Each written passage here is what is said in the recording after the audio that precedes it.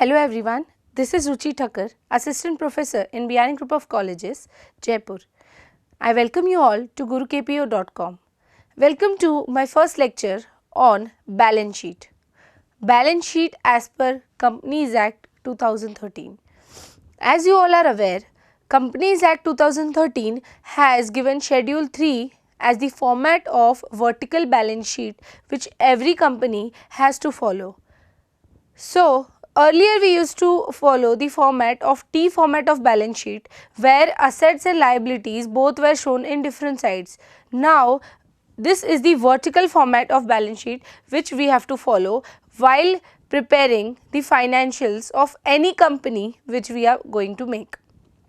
Okay, so let's understand the format. The format of balance sheet is divided into two sections. Okay, this is page number 1 and this is page number 2. Do not confuse yourself by making two sections of the page. Okay, this is page number 1, this is page number 2.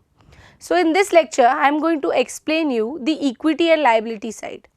It is similar to the T format. The only thing is that the classifications are more precise now.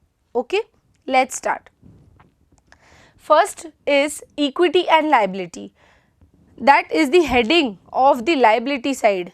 Like in the T form of balance sheet, we used to write liabilities and assets. Here we are writing equity and liability. Why? Because liabilities are the outside liabilities and equity is the owners of the company. Okay, so that is why the heading is equity and liability. Equity includes shareholders funds. Who are the shareholders of the company? Shareholders are the company owners. That means equity shareholders and preference shares of the company are the owners of the company. You all are aware about the basic concept. So, shareholders funds first of all comprises of share capital. Now, share capital can be equity share capital or preference share capital. There are types also available for preference share capital. So, we have to look into it and we have to write the complete details of authorized share capital, of the subscribed share capital, paid, unpaid, all those things. Okay. One important thing to note is that we are not supposed to write the detail of each and every heading below this. We have to write the note number and we have to make a separate working note for each and every detail of each and every heading. Okay, that means for share capital you will write note number 1 and then you have to make note number 1 where you are giving details of what are the components inside the share capital. It can be equity share capital, it can be preference share capital, authorized, issued, subscribed and paid, unpaid. Okay, let's move ahead. The next part is reserves and surplus. Obviously, reserves and surplus earlier also was a part of balance sheet in the liability side.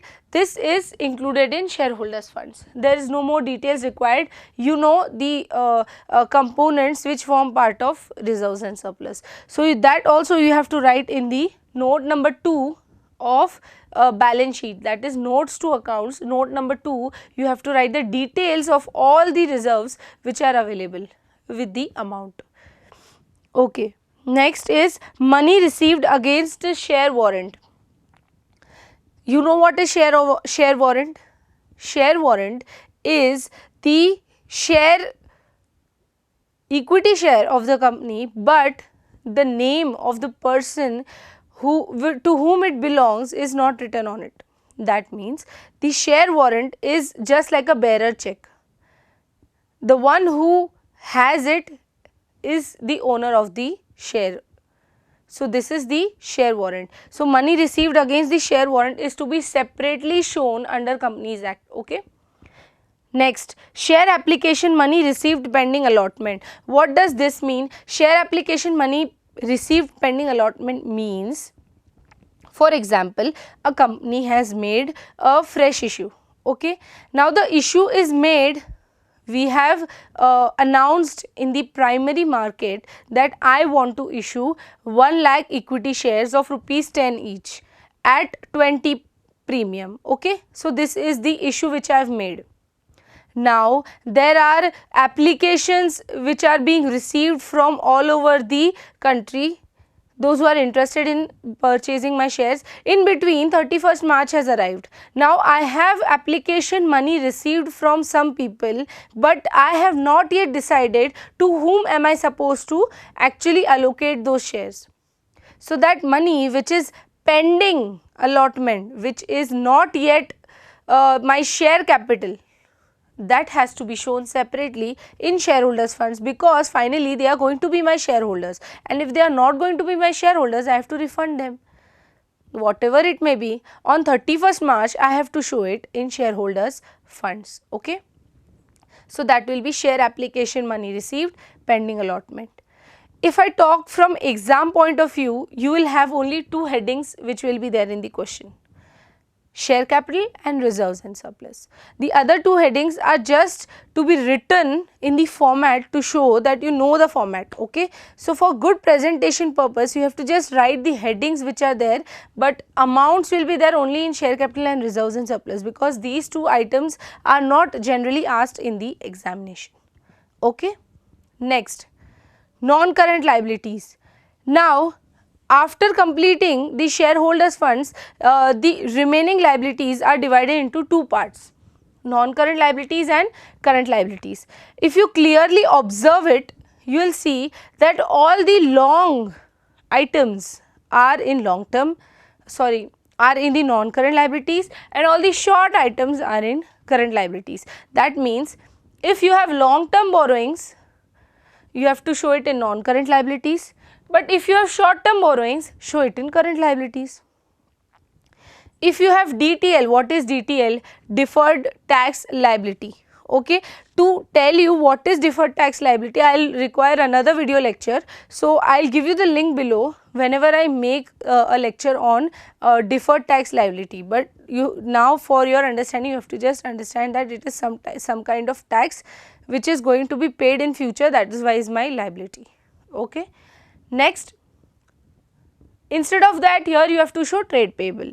Next, other long term liability other than the borrowings and deferred tax liability, any other liability which is long term is to be shown in other long term liabilities, and the same goes here, other current liabilities. Last item, long term provisions. The provisions which are created and which are for more than 1 year are to be shown in long term provisions, and the short ones are to be shown in short term provisions. So the format is quite easy, but the only thing you have to remember is the format has to be as it is in the question. Okay. That means whenever you make a balance sheet under Companies Act, this is the only thing you have to write in the liability side. Any other details which are available regarding each and every heading, you have to write it in notes. And mind you, you have to also follow the order which is shown here. That means always you have to show long term borrowings first in non-current liabilities, then deferred tax liabilities, then other long term liabilities, and then other long term provisions. So do not mismatch the orders, otherwise you will lose marks. It is very easy, it is not at all difficult, and if you once write non-current liabilities, the same goes with current liabilities. Only word you have to change is change the long to short and change deferred tax liability to trade payables, and your answer will be done. Okay. So this was the liability side of balance sheet of Companies Act. In the next lecture, I will show you how to understand the asset side of balance sheet as per Companies Act. Please do comment below the topics which you want me to teach you. Also, please do give your reviews regarding these video lectures, and do not forget to subscribe to our channel. Thank you.